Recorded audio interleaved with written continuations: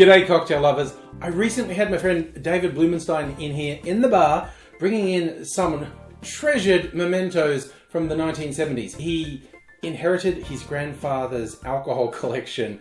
His grandfather ran a bar in the 70s, and there was a whole bunch of 1970s bottles of booze. We did a bunch of taste testing to see if they were still okay.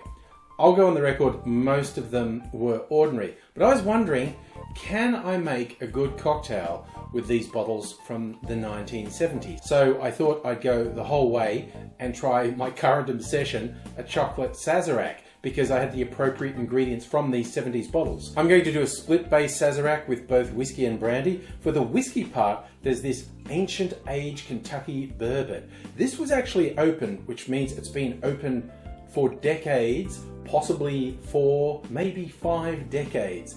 And it still tasted pretty good. It still had character. I was very surprised. That's the whiskey going in. Now, the brandy elements, this Napoleon brandy, VSOP. I think this is actually a French brandy. It's not a cognac, but it's a brandy. This was unopened, and that was pretty good.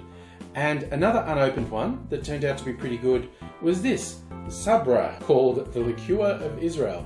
This is a chocolate orange liqueur. And after I filtered the sediment out of it, because a bit of sediment had built up over the decades, it's quite nice. It starts with the sweet, and then you distinctly taste orange, and then you distinctly taste dark chocolate with a slight bitter edge, which is quite nice. So those are the 1970s elements that are going to be in this chocolate Sazerac. It will be an absinthe rinse, as is traditional. That's not from the 70s. This is an Australian absinthe from the Never Never distillery, which is really nice. And there'll be 4 dashes of Peychaud's bitters, the traditional part of a Sazerac. All of those are going to go to make it, which I have done. It's a nice colour. Time to give it a taste. You know what? They hold up. That makes a good Sazerac. I don't mind that at all. Here's how I made it. First, I want an absinthe rinse on the glass, and I do that by filling it with ice and then pouring about 10 mils of absinthe over that. That's going to chill the glass and just get a little bit of absinthe mixing with the melting ice in there, which will leave a residue that'll be a nice flavour element. Then I get a mixing glass and add 1 ounce or 30 mils of the bourbon, 1 ounce or 30 mils of the brandy, and half an ounce or 15 mils of the chocolate liqueur. Final touch is 4 dashes of Peychaud's bitters. Then I strain off the absinthe from my glass full of ice into a shot glass. I can have that after. And then I put that ice into the mixing glass and I stir that for 20 to 25 seconds to chill and dilute the drink. And then I strain it back into the original glass.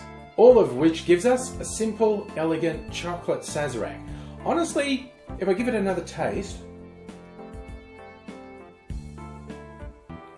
it's not bad, but I think if I chose my favourite current whiskey and brandy and in fact chocolate liqueur to go in, it would probably be better. But as an experiment, can I successfully make a cocktail from ingredients that have been sitting around since the 1970s? Yes, apparently I can. Do I recommend seeking out bottles from the 1970s?